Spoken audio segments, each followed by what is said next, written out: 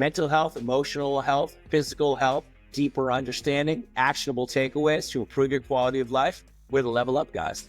Even guys can have emotionally literate conversations about these hard topics, and we're the guys that are going to prove it. Let's level up. What's up, you guys? I'm Billy. We're the Level Up guys. We're back again. We're doing a series on relationships. First episode in said series, love languages. Everybody knows about the love languages. We're here to kind of decipher why. It's good to know, important to use in your daily life. Jarrett, what do you got for me? All right, so the love languages, it was originally developed by Gary Chapman, who I don't know much about. But what I do know is that he wrote a book and taught a lot about love languages. And it has been immensely helpful in my relationship, but also as a therapist, teaching other people who are in relationships what the primary five are, because it gives us a way to talk about how people are showing love for each other, or how we want to be receiving love from another person. So if it would be helpful, I can go off the list. There's five. Let me go out real quick. What was go for it. Gary Chapman. Gary Chapman, one of the OG Level Up guys. Oh, I like it. Yeah. Right? We should. Yeah. I don't know if he's alive, but we can invite him to our podcast when we become famous. Let's go. So my first question, is there a sequence to them? I know there's five. Everybody knows there's five. Does the sequence of them matter? Do we need to start with a particular one? No. So the sequence doesn't matter. And that's a good question, because no one of the five is better than any of the other ones or more impactful. It's completely subjective. And oftentimes people have a few love languages that resonate and a few that don't with them. Or it might be there's love languages that resonate under stressful times versus non-stressful times in relationships. I know that's been true for my relationships in the past. So no, the order doesn't matter, and there's no hierarchy to them. All right. I know words of affirmation. That's in there. Yep, you got it. Words of affirmation is a big one. Mm-hmm. Any more that come to mind? Acts of service. You got it. Gifts. Yep. Quality time and physical touch. You got it. That's the five. Take that. And yeah, Gary, we're listening. Yeah. So, all right. So let me kind of define each of these a little bit. So words of affirmation, that would be somebody feels loved when their partner tells them that they look great, or tells them, I love you, or tells them you're doing a great job in this relationship in some form, right? Or I appreciate you. Like it being spoken out loud is the thing that deeply resonates, and I feel loved, cared for, secure, safe in the relationship when that happens. That's words of affirmation. Acts of service is a little bit more when a partner would do something that takes something off the other partner's plate. So it might be, I'm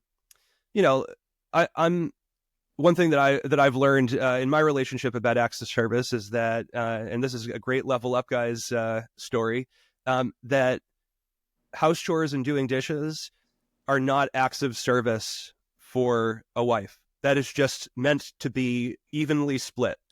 But I mean, it depends on the culture that you come from. It depends on how you grow up watching your parents, and it depends on how your partner feels about it, right? Like for some, it could be, but in my relationship, that's not how it works. But for example, there are many things that I take on, but my wife takes on the laundry. So a potential act of service would be like if I just kind of spontaneously do the laundry one day because I have time, or put away her laundry, for example, or just like doing things that take something off of the partner's plate.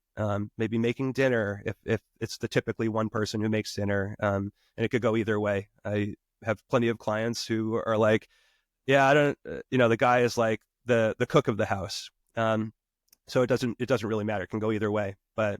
Yeah, so that would be acts of service, and we'll I'm sure get to some other ones. Can I interject with a question? Yeah, do it. So can these, as you go throughout life, I'm assuming that these can morph and change. kind of your values and your perspective changes. So how you give and perceive love languages might change. Yeah, I think that's true. But I think for some people it maybe doesn't, and it just, the same one or two resonates and certain ones don't.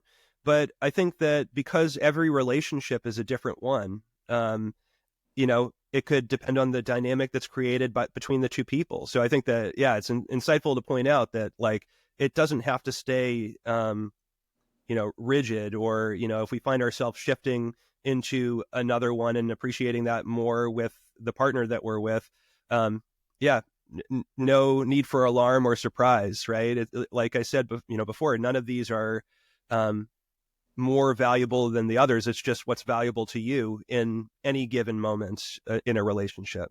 Yeah. Yeah. A year ago when I was in Peru on one of my ayahuasca retreats, um, part of my insight into myself was that my love languages, like how I didn't think I phrased it as a love language in that moment, but how what I need and how I feel love is definitely changed from Mm. last year or the year. And words of affirmation, shockingly, is now one of them. I had a lot of insight into my parents and how often my mom or my dad like said, "Hey, Billy, you're doing a great job. We love you." And, you know, doing all this. I never really heard that. So now at 50 years old, like, it sounds weird. And I'm kind of like a little bit embarrassed to say it, but I need people to say, "Hey, you're doing great. Like, that was a great class. Love you. Thanks for putting in all the work." I actually need to hear it, but I almost feel guilty that I need to hear it. And somehow, like, I'm a very confident person and I have that, but I need that. I think the key is it's affirmation. It's not maybe something necessarily you don't already know. It's affirming this belief Yeah. in what you think.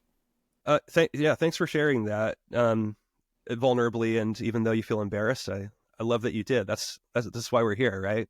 Um, and um, I actually similarly have found that words of affirmation gotten higher on my list. And you know, maybe they always were somewhere on the kind of list of ones that are important. But only recently did I realize that there's like almost as you said, kind of like a need to know that I am doing a good job meeting the needs of my partner, things like that.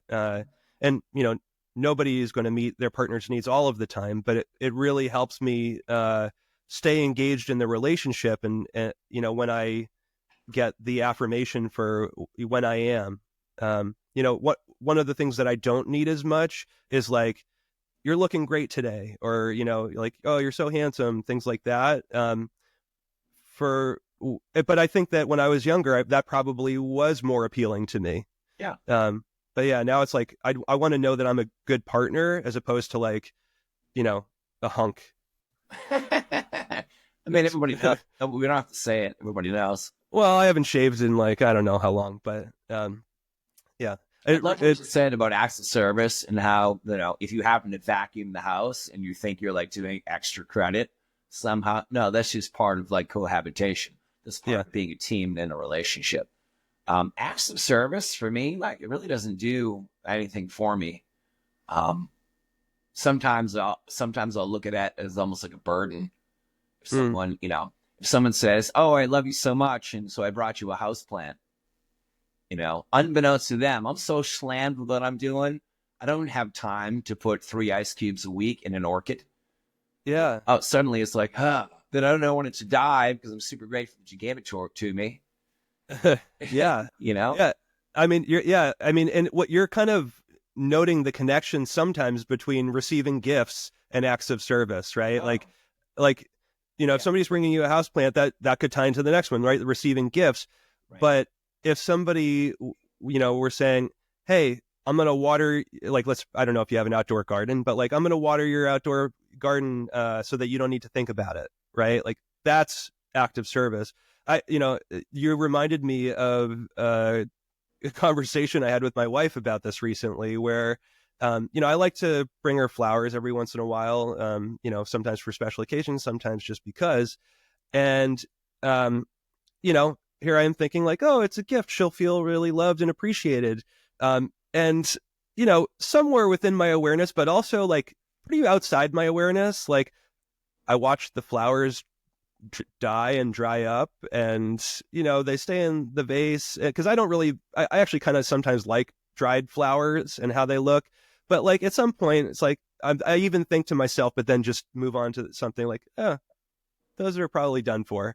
But my wife pointed out to me that like a true gift of flowers for her, right, this is specific to her, would be if I not just purchase them and give them to her, but also like put them in a vase, cut the stems the way that you need to, water in the vase, arrange them so that they look nice, place them somewhere, and then when they die, toss them outside into the woods, clean the vase, right? Like that is a more full gift of giving flowers.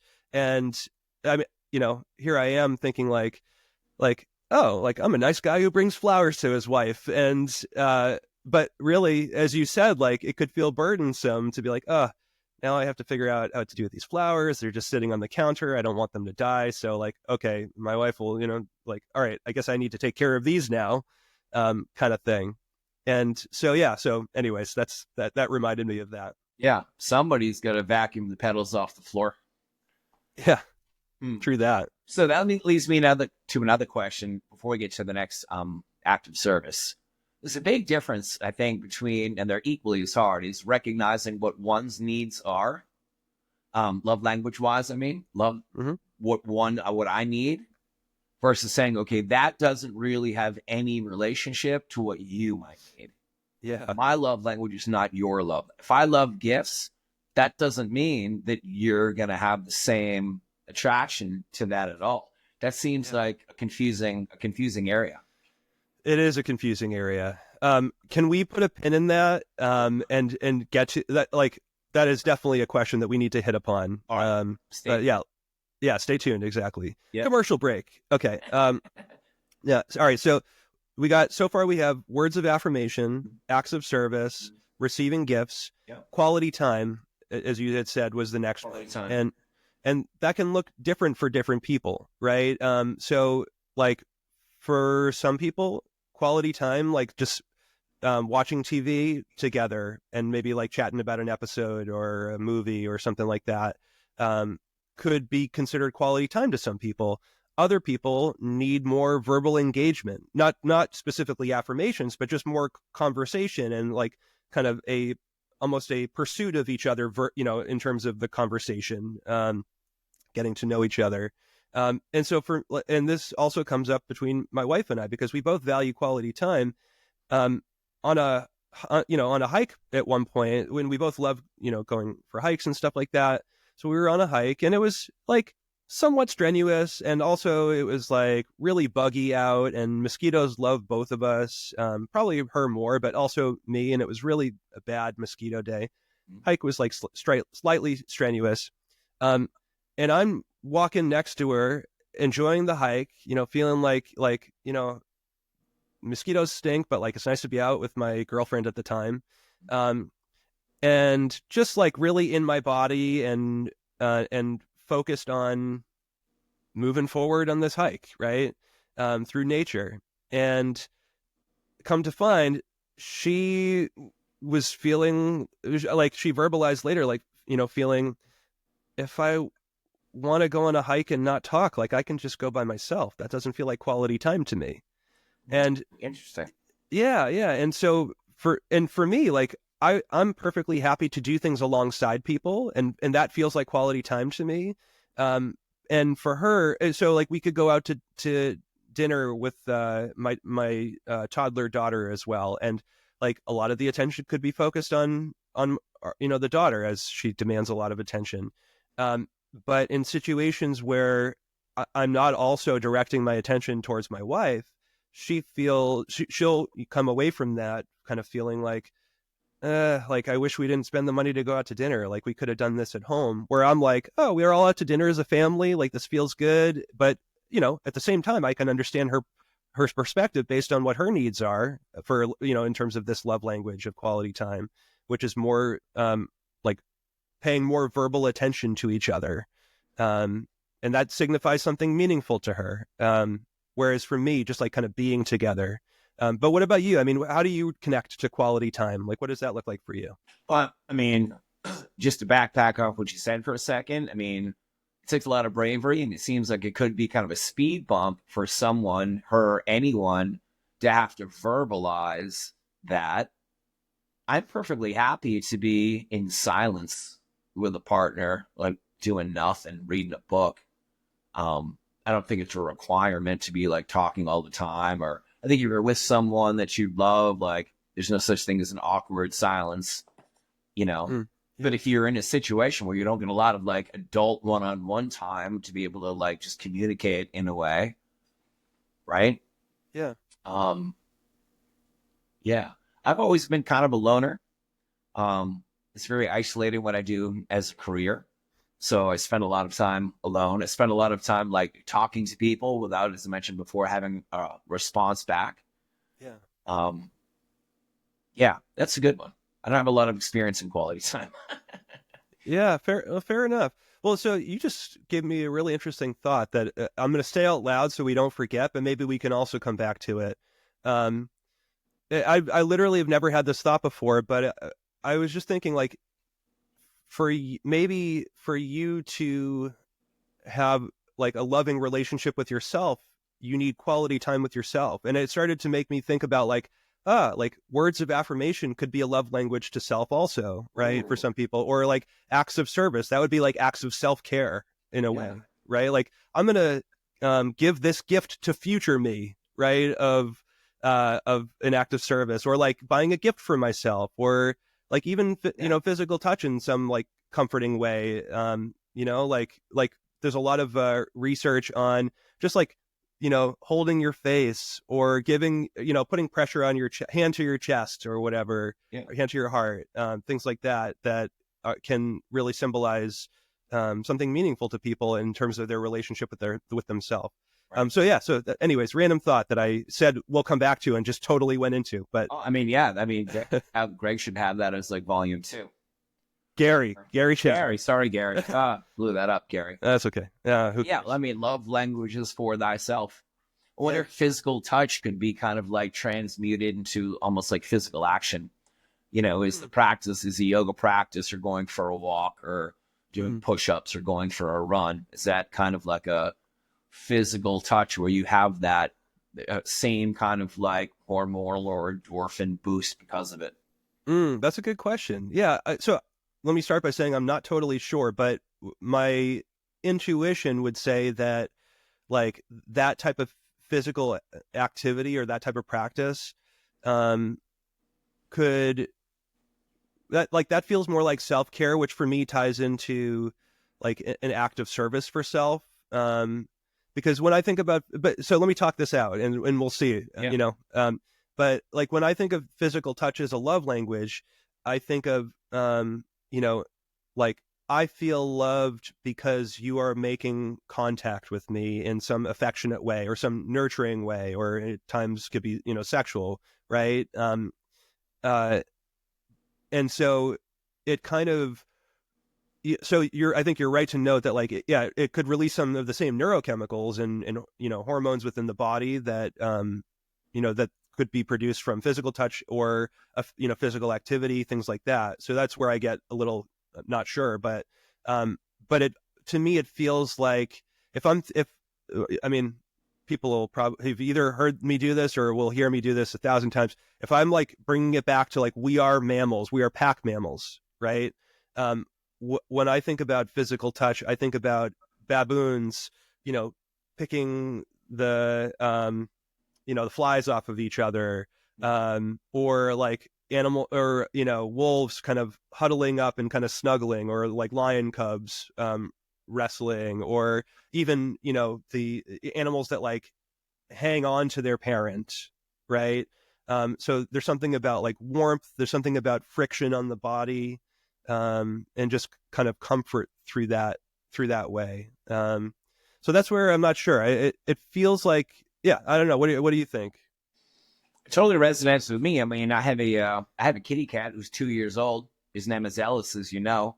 And if I Can you tell people what Ellis stands for? Oh, it's the letters LS. It stands for little shit. Yeah. But in the most endearing little shit way you can. I'm from Boston, so you'd be like, "Ah, you little shit." It's a really nice thing. But it was my first kitty cat, so I anticipated that he would be a little shit, knocking things off counters and doing all that. And that was right. It's a great name, Ellis. But if I lie down next to him, he'll oftentimes start like licking my head, Mm, like he's like cleaning me. yeah. In fact, one time I was on the floor and he started licking my head, and I wanted to challenge myself and see like how long I could stay there, because cats have like rough. You had multiple cats in your life. Yeah. They have rough tongues, right? Yeah. Side note: apparently that's from evolution, so they can lick all the meat off the bone. Mm. So I'm on the floor and he's got his meat off the bone thing like on my head. I'm like, how long can I stay here? And that for like 3 days, I had this giant red mark. Like sandpaper, just like rubbing against. 100%. Yeah. Right. Looks like I got hit with like a wiffle ball in my head. But no, I agree. I mean, the power of human contact. If you have sore muscles and you went to get a massage, like it's so nice just to have somebody's hands on you, or somebody's done Reiki on you. If you go get a pedicure and somebody's touching your feet, it's like a nice, somehow inherently to us, it seems like a really valuable thing. Yeah, I mean, right. I think the somehow inherently goes back to we're pack mammals. And so evolution, through this physical touch has let us know who our parents are, like when we, can't see yet. It keeps us warm, it lets us know like we are being nurtured, right? It's a form of just like you will be kept alive essentially. So it's it's one of the things programmed into us, from birth essentially. And actually even before birth, right? In the womb, people say, or I've heard somewhere, I don't remember where, but I've heard that like wrapping oneself up in the sheets or comforters in a bed, like the reason that we tend to sleep that way is because it reminds us of being in the womb. Yeah. Who knows? I don't know, but I found that interesting and potentially resonating. Yeah. I'm imagining that too would create some sort of an intimate connection, people. Thus, procreation happens because you're, yeah. Before we move on to the next one, I want to talk about gifts a little bit, because we kind of glossed over that one. Yeah, sure. And that might be the biggest one, because I'm like, Valentine's Day is coming. And I've often thought, here's what most guys do. On the way home from work, they stop off at the supermarket or wherever. They get a dozen red roses, which is not the flower to buy your sweetheart. Don't buy roses. Pro tip, buy alstroemeria, because they're going to last for weeks and weeks and weeks. They're not going to get all dried out in 2 days. And they'll get some some Hershey's chocolates, and they're like, here. Now, I am also a little shit. So I know that Valentine's Day is sponsored by Hallmark. It's the last day that you would get flowers from me personally, because I'd rather buy you flowers next Tuesday, because it means that I was really thinking of you. But here's my question. Conversely to that, if you and your sweetheart are on Gloucester for the day and she sees a really nice sweater in the window, and then 6 months later, right, she gets that as a holiday gift. Why is that so much more? It seems like the gift of you having thought about it the whole time is profoundly more valuable and received than the actual gift itself. Yeah. So in some way, so what you're talking about is a demonstration of I was paying attention, right? Like I pay attention to what matters to you or what you find valuable, in kind of a broad sense of the word. So in addition to a gift, I wonder if it is maybe not a verbal affirmation, but some kind of affirmation, right? Like the subtext at the bottom of the screen, in quotes, is I pay attention to the things that matter to you. And the actual, spoken, whatever, an image is, here's a gift, but like it all kind of comes wrapped up together. Yeah. With a little bit of an active service because you had to drive all the way back to Gloucester to get the letter and then come back. Yeah. That's it for today, you guys. Make sure to follow us. You can find us on all the major platforms. If you really like what you heard, maybe share it with a friend, share it with a buddy, maybe share it with an enemy because we all need a little bit of love. We're going to level up together. See you next time.